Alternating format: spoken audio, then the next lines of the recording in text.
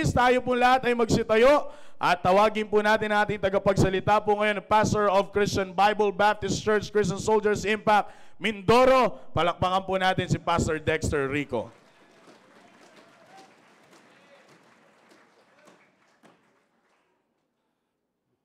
Hello. Yung sa amin kasi maiksi. Haba nito. Good morning. Magandang umaga po sa ating lahat. Ayaw ng Tagalog, gusto yung English ah. Good morning. Magandang umaga po sa ating lahat. Yun. Ang bihira talagang gusto yun ng English ah. Tagalog lang tayo. Sige, tuloy-tuloy tayo mga kapatid. At maganda yung ating pong pag-usapan ngayon because it is about the commitment. Amen? At atin pong pasadahan ng konti yung ating pong sinimulan ng ating pastor about commitment. No? Because sa bawat Kristiyano, without commitment at hindi ka committed, ay talagang committed ang ating utak. Romans chapter 12, please. Yung ating pinagkukuhanan palagi ng ating pong pag-aaralan pong ngayong umaga. At I hope and I pray na every time na sino ang nakatayo dito sa inyong harapan, and I hope, I believe na maging parehas lang po, amen? Bagamat wala dito ang ating mahal na pastor, hindi nyo nakikita much before, but now, napakalaki ang nandito sa inyong harapan. But the same, amen? Diyan naman tayo tinuruan ng ating pastor, no? At sinasabi palagi niyan, sino man ang nakatayo dito sa inyong harapan, the same spirit, amen? Wala tayong pinipili at wala tayong sinisino na dapat nating pakinggan because Word of God ang nire-release dito. Romans chapter 12, verse 1 and 2, please. At bago tayo pumunta doon sa ating pag-uusapan po natin ngayon pong umaga. Sir Mike, nailang ako rito sa muntik na ako mapasubsob ha. Masyado kasing mahaba ito eh. Ngayon, masyadong malayo yung aking antipara.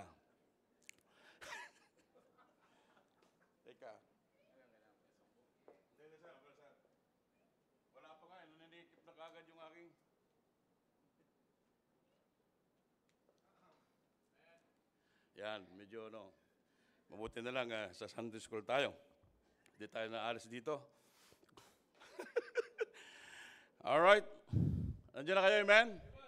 Alright, Romans 12, 1 and 2. Napaka-familiar verse na po sa atin to at many times natin itong narinig at nabasa. I beseech you therefore, brethren, by the mercies of God, that ye present your bodies a living sacrifice, holy, acceptable unto God, which is your reasonable service.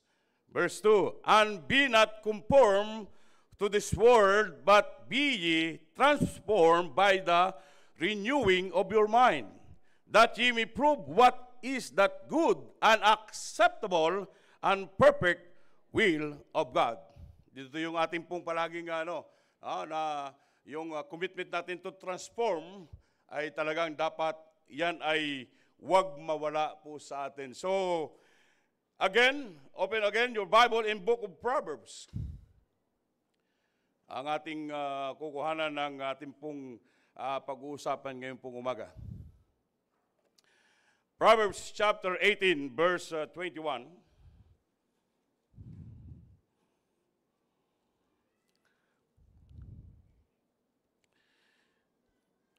Nandiyan na kayo?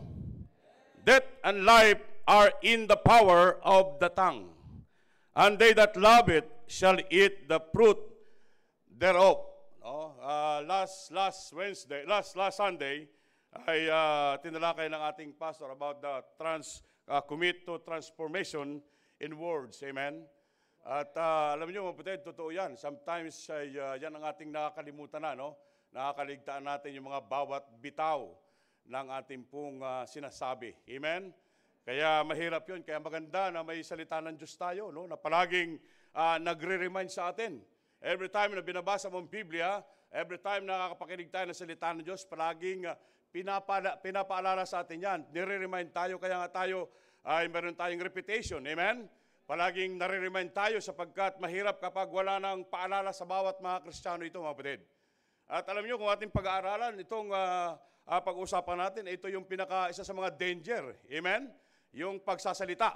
No? Talagang every time na hindi mo inisip yung bitaw mo sa nakikinig sa'yo, yan ang danger dyan. Okay? So bago tayong pagpapatuloy sa ating pag-uusapan ngayong umaga, manalangin po muna ako. Dakilang Diyos, salamat po Panginoon sa talatang binasa.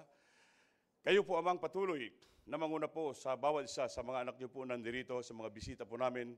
Bigyan mo sila, O Diyos, ng open mind, open heart, O God, this morning, upang lahat na kanila pong marinig mula dito sa pulpito, ito po ay kanilang mailagay sa kanilang isip, puso at patuloy panghawakan at i-apply po Panginoon sa kanila pong buhay. Maraming salamat po Diyos sa inyong kabutihan, katapatan at kadakilaan niyo po sa aming pong buhay. Patawad o Diyos sa nagawang kasalanan, pakalinisin niyo po anumang karumihan ang inyong masumpungan sa aming puso. Ang lahat nito ay aming hiniling, dinadalangin sa tayong pangalan ng inyong anak na si Jesus. Amen. Be seated please.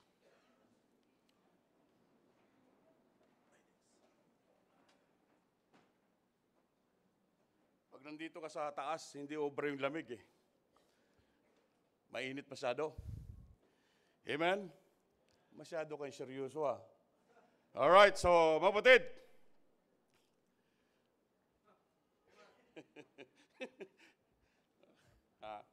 Hindi, okay lang. Hello, pagkat naman yata dito, narinig natin.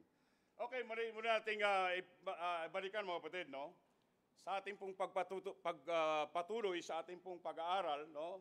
At alam ko mga kapatid na many times nating narinig about this, about commitment, committed, ay napakarami na, kaya nga year of commitment, no?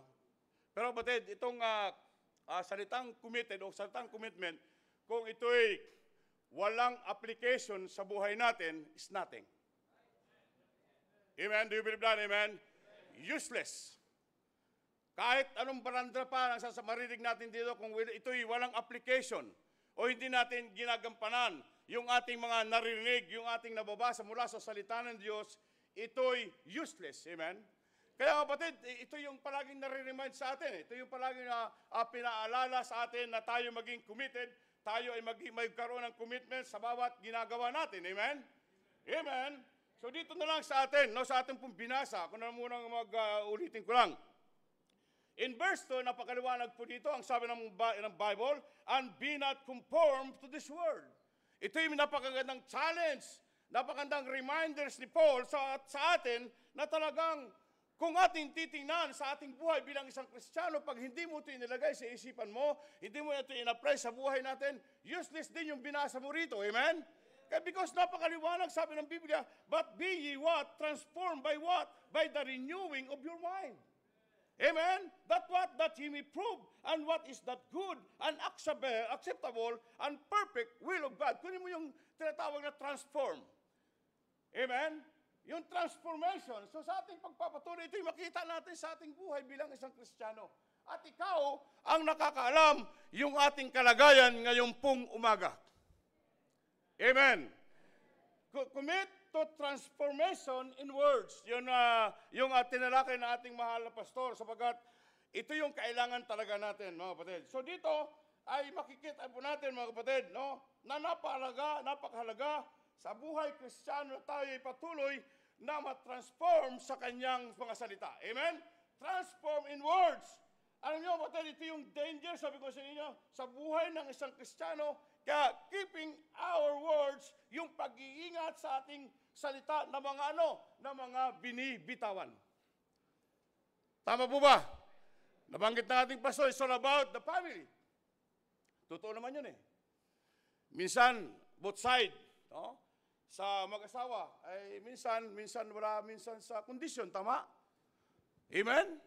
Yeah, minsan wala sa kondisyon, yung bitaw ng mga misis natin.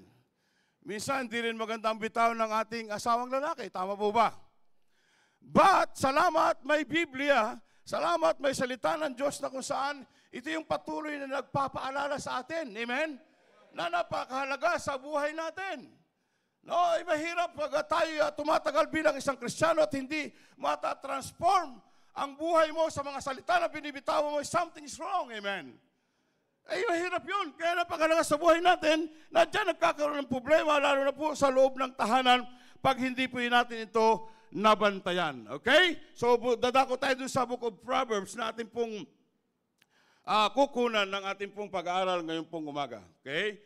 Kapatid, hindi tayo magtatagal. No? Gusto ko lang ma-remind, mapapaalalahanan sa atin ang mga dapat nating gagawin bilang mga anak ng Diyos. Okay? Sabi dito sa Proverbs chapter 18, verse 21, sabi dito, death and life are in the power of the tongue.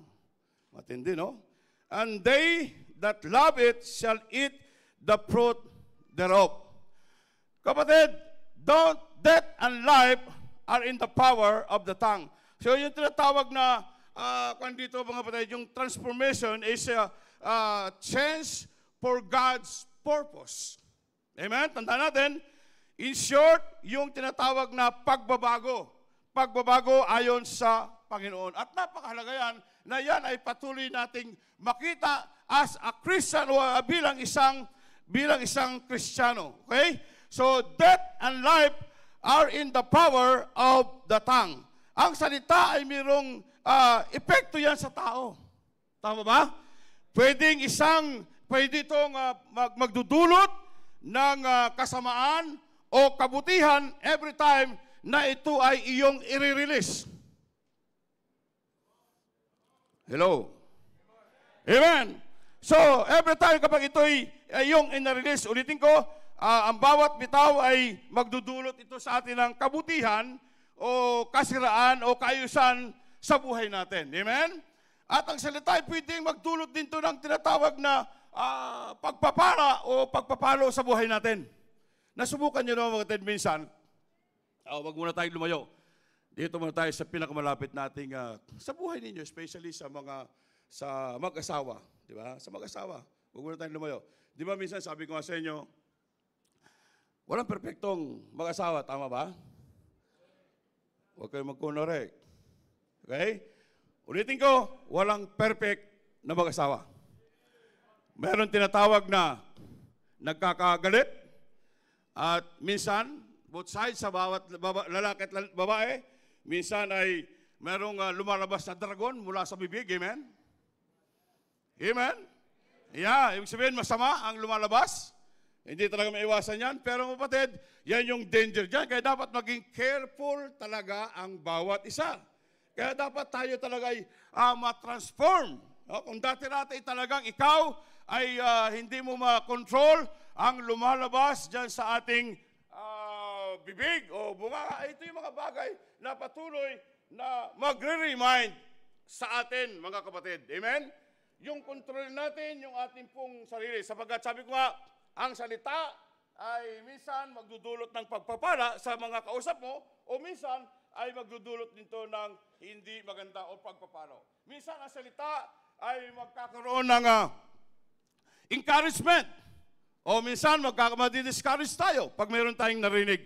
Yan yung dinudulot niyan. Kaya kapatid, sa ating pong pinag-uusapan ngayon, ay dapat maging careful po talaga tayo.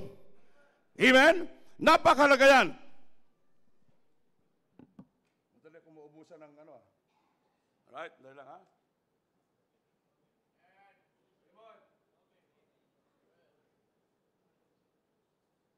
Baka mag-overheat. Mahal magpa ng makina. Magpaayos. Ay, napakalaga kaya ang salita ay pwedeng ito ay magbigay din sa atin ng kalungkutan. Okay? Kaya napakahalaga na ito'y patuloy nating makita ang kahalagahan nito. Ulitin ko, salamat may Biblia, salamat may salita ng Diyos na ating pong narinig, nababasa, na-remind tayo palagi ng mga dapat nating gagawin bilang isang anak ng Diyos o bilang isang Kristiyano. Pero nakikita ko dito, kung ating titingnan yung laro, no? Sa buhay natin bilang isang Kristiyano, may susi dyan eh. No? Upang yan ay patuloy tayong ma-remind, patuloy tayong mapapalalahanan. Sapagkat ito yung reality. No? That's the reality happen sa bawat pamilya, sa bawat mga anak ng Diyos. Hindi ho ito may itatago. Pero mga kapatid, ang kagandahan po dito, may salita ng Diyos tayo na nababasa at narinig every time na ikaw nandito sa simbahan, Every time na ikaw nagbabasa ng Biblia, makikita mo yung susi dito. Okay? Proverbs chapter 15. Tignan mo din. Proverbs chapter 15. Ito yung mga kagandahan dito kung bakit na patuloy nating magiging susi ito. Okay? At maiwasan yung problem. No? Kapag ito ay ating palaging naaalala. Chapter 15, verse 1 and 2. Magbukas kayo para hindi kayo antukin. Alright, 15, sabi dito, a soft answer turneth away wrath, but grievous words stir up anger. Makikita mo dyan mga kapatid, dito sa una pa lang na pinapaalala dyan. A soft answer, yung sabihin, ang malumanay na sagot ay nakakapawi ng puot. Ay tama naman talaga. I-try nyo. Subukan nyo sa kausap mo. Yung tinatawag na soft answer o yung malumanay na sasabihin sa'yo. Di ba ganun din ang sagot sa atin? Amen? But what? But next is what? But grievous word is what? Stir up what? Anger. Kapatid, wag na tayong magkunwari. Sometimes, nangyayari yan sa atin. Amen? Nangyayari po yan. Ulitin ko, salamat may Biblia. Salamat may salita ng Diyos na kung saan, pag nakita mo, uy, mali, sala. Nasubukan nyo naman, kapatid, na walang pagsabog ng bulkan kung ang bawat isa ay maayos ang pag-uusap, tama? But you try, subukan nyo, na unang arangkada pa lang, sigurado, bagsak ang balangay. Maayos ang pag-uusap, honey, darling, sweetie pie, apple pie, pakiabot nga yung aking ano dyan. Ikaw na! May ginagawa ko. Imagine niyo kapatid, kung yan ang kausap mo. Gaganahan ka kaya? Now, paano kung yung nagsalita ay ganun din ang gagawin so, di wag! Yan yung power ng tongue. Amen?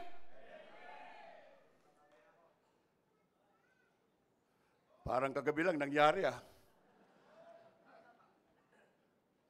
But once again, brother and sister, salamat may Biblia. Salamat may salita ng Diyos na kung saan ito yung patuloy na magpapaarala sa atin. Amen? May simbahan, may salita ng Diyos, may pastor na kung saan patuloy na binupaalalahanan tayo, miniremind tayo sa mga dapat nating gagawin. Kaya dito yung transformation sa salita ay maganda. Maganda. Amen? Kaya mahalaga, kapatid, sa buhay natin, sa buhay ng isang Kristiyano, huwag tayo magkunwari. That is a reality. Happens sa tahanan natin. Amen?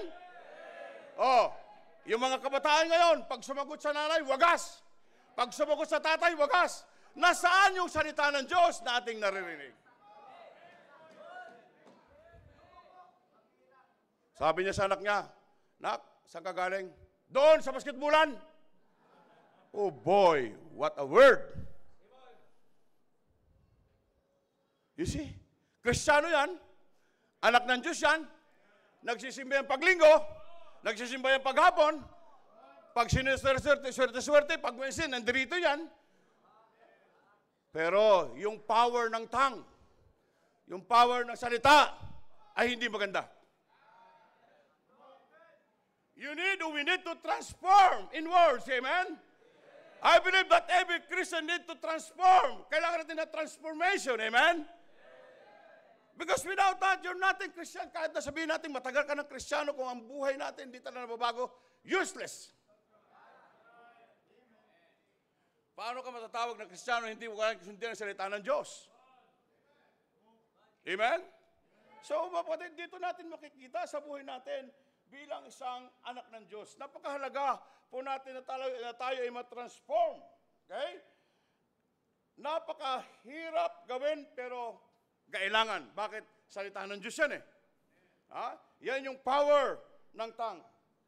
Magkakaroon ng resulta yan sa buhay natin. Pag hindi natin sinunod, kung maayos, magkakaroon ng resulta na maayos. Kung hindi maayos, magkakaroon ng resulta yan na hindi mabuti sa buhay natin bilang isang anak ng Diyos. Now, how to keep our words, paano natin ito iniingatan sa ating mga sinasabi, sa ating mga salita. Amen? Alam niyo ba, Moted, na ito yung isa sa mga susi dyan kung paano mo i-deliver yan.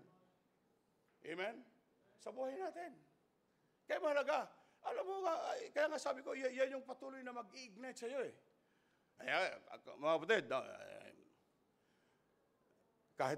kahit na kami sa ganitong klaseng kalagayan na, sometimes, nangyayari yan. Pero pag ma-realize mo, pambira, pastor na nga pala ako. Yeah, wala isimte dito. Amen?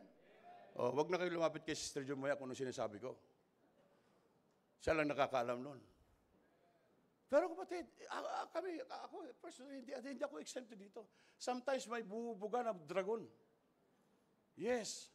Kaya yan yung power ng tangi. Ha? Yan yung power. But Christian, how to keep our words, paano natin ito iingatan sa buhay natin bilang isang Kristiyano? O bilang isang anak ng Diyos? Sometimes, marirealize natin sa ating kalagayan bilang isang Kristiyano, bilang isang anak ng Diyos, ang kalagayan natin sa Kanya bilang anak niya. Amen? Kaya sabi ko, may salita ng Diyos tayo, may Biblia, meron tayong narinig dito, patuloy na nagpapaalala sa atin, saan ka pa? Amen. Alam nyo, kapatid, sabi ko nga, nasa ano na tayo eh, nasa 4 months na, magpa 5 months na, yung ating tinatalakay, yung ating narinig, na about that, commitment, about be committed, about. The question is, yan ba ay unti-unti na rin talaga nating ina-apply? Hello? Hello? Kasi ang problema niyan, kahit sino pa, di kalibre yung mga nagsasalita dito sa inyong harapan, kung walang application na ginagawa natin, sadsad na, lusaw na about commitment, about committed, without application sa buhay mo, useless. Tumutungtong ka, 5 years Christian, 6 years Christian, o sabihin natin, 30 years na tayong Kristiyano, without application, na naririnig natin na ikaw ay nagkaroon ng commitment at hindi ka naging committed, useless yung pagiging 30 years mo bilang isang Kristiyano.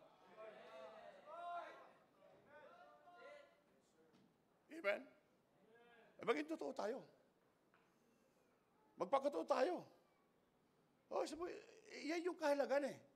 Kahit ano pa, sino pa ang nakikita dito, sad-sad na, every time na ang ating pastor dito nagsalita, hindi maiwasan niya. Lalo na po yung series of lesson niya about this commitment, being committed tayo. But the question is, ina-apply ba natin lahat ng ating narinig about that? O up to now ay parang passive lang sa atin? Pagpasok dito, lalabas dito, then up to now, ikaw pa rin yan. Amen. Parang napasama yata yung akit ko rito. Dahil mamaya, paplansahin ni Pastor Louie yan. Ikakalma kayo ni Pastor Louie mamaya. So, mapatid, napakalaga ho ito. Huwag nating, dapat tayo ay patuloy na ma-transform. Yung transformation na napakalaga sa buhay natin. That time yun, ikaw naging anak ng Diyos, tayo naging anak ng Diyos, yan yung mga pamaraanan upang patuloy na mabago ang buhay natin. Amen? Kaya hindi ba tayo katagal na? Ang batayan kung paano natin ito ina-apply sa buhay natin, sa buhay mo, yung mga narinig natin about this. Amen? Now, how to keep our words? Paano natin ito iniingatan? Number 1, okay? Have a good heart. Magkaroon tayo ng maayos na puso. No, open your Bible, please, yung Book of Luke. Hindi tayo tatagal. Maniwala kayo, matatapos natin kagad to. Gusto ko lang mabigyang diin patuloy. Luke chapter 6.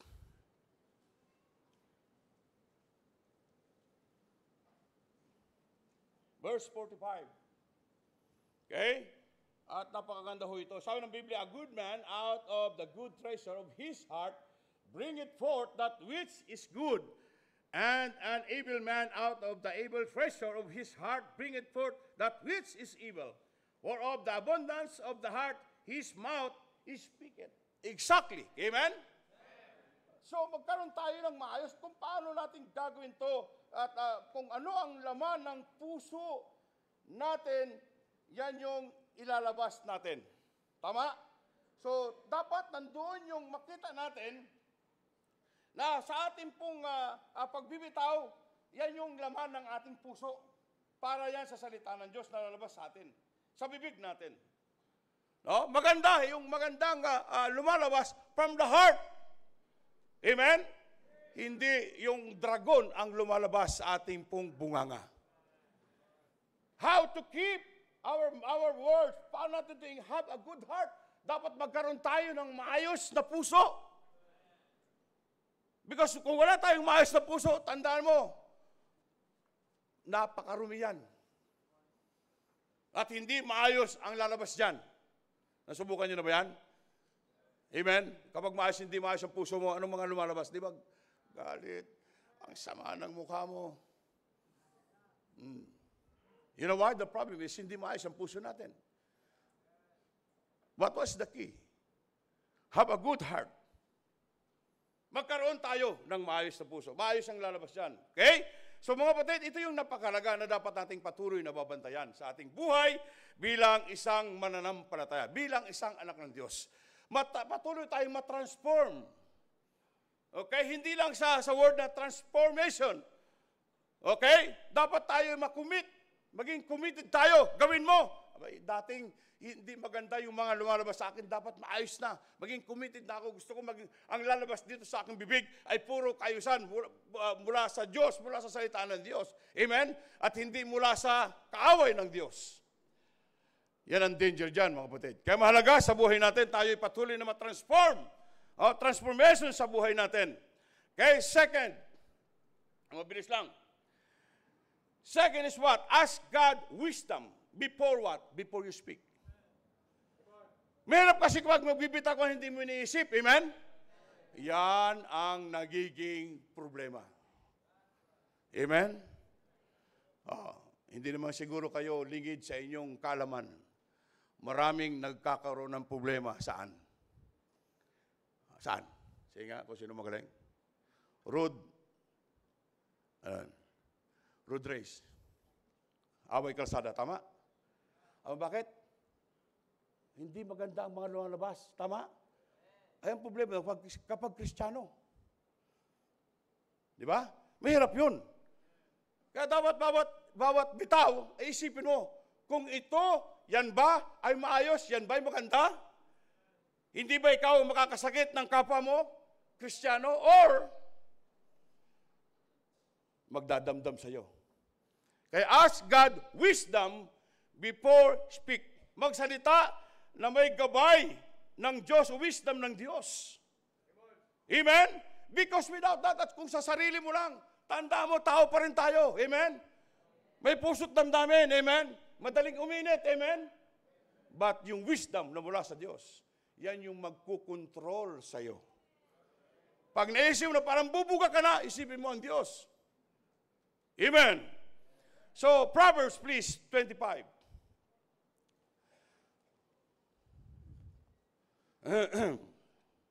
Mahirap talaga pag nandito ka sa taas.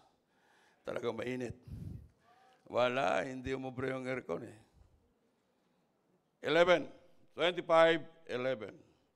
A word fitly spoken is like apples of gold and pictures of silver. Exactly. Amen? Mag-isip ng mabuti. Ulitin ko. Mag-isip ng mabuti bago bitawan ang salita. Huwag magsalita ng alanganin. Amen? Akala mo blessing, yung pala curse.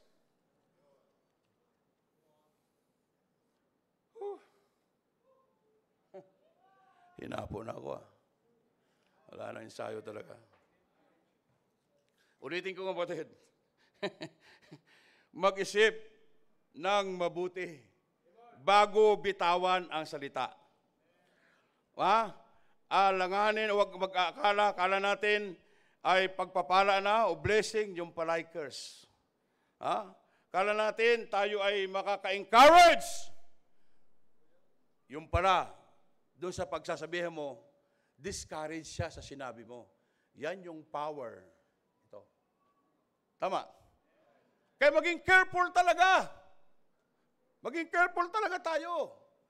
Sa buhay natin as a Christian. Minsan akala natin, sinasabihan natin, blessing kaya yung binitawan ko. Kaya nga hindi na nagsimba dahil na-open sa'yo. You see what happened? You see what happened, amen? Yan yung danger. Sino dito ang nakaranas ng ganon? Marami. Huwag kayong magkunwari. Wala na dito yung katabi mo dahil na-open sa'yo sa binitawan mo. Careful. Mag-ingat sa bawat bitaw. Kasi baka yung bibitaw mo pang-discourage, hindi pang-encourage. Baka yung bibitaw mo, hindi blessing, kundi curse. Maging careful. Yung bibitaw mo, ingatan mo. Sapagkat, mahirap, tanda mo, hindi lahat yan ay kasing tibay mo. Amen? Minsan nga, pag may narinig tayo, pambihira naman. Narinig pa lang yun, hindi po pa narinig sa kanya personal. Mapapambihira ka. Because of what? Because of words.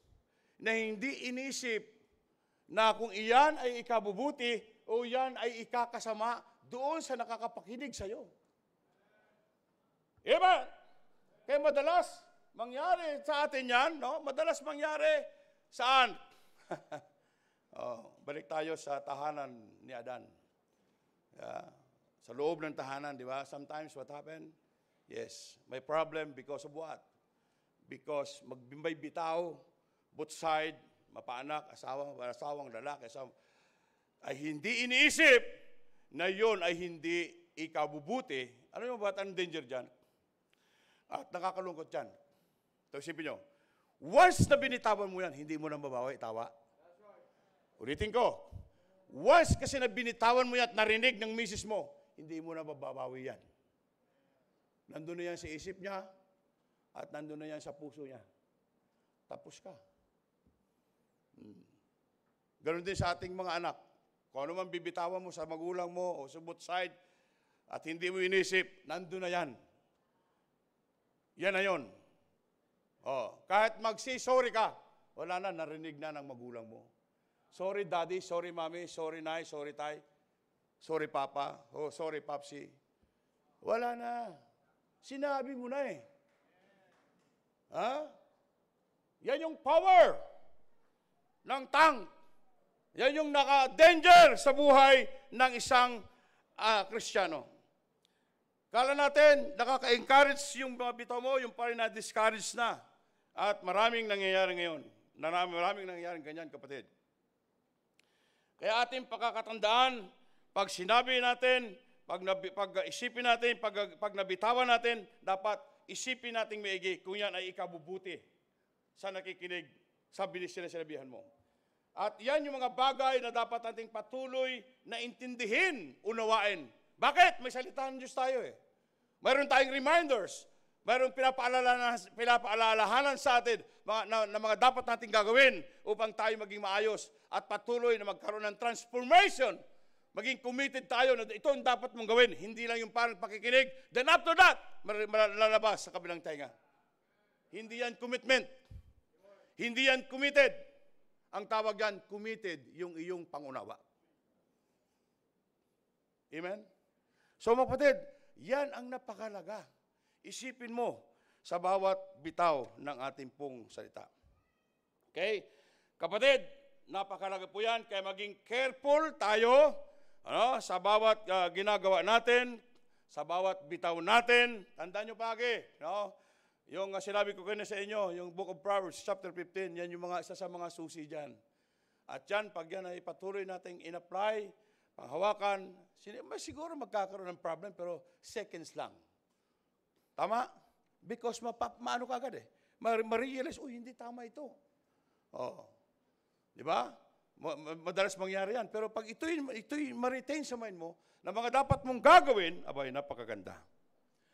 Christian, commit to transform inwards or maging committed tayo na mabago ang ating mga ginagawa o yung ating mga sinasabi. Sapagkat napakahalaga yan sa buhay natin. Tongue is powerful. Totoo yan, matindi talagang dila. Matindi yan.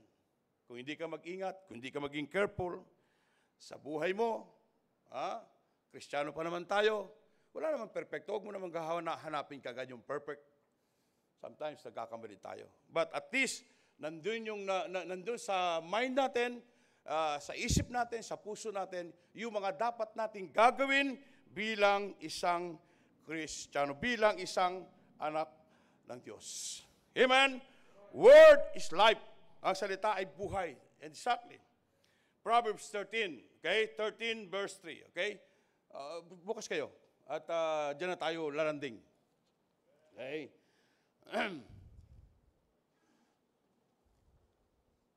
Proverbs 13, maganda ito rito. Maganda itong sinabi dito eh.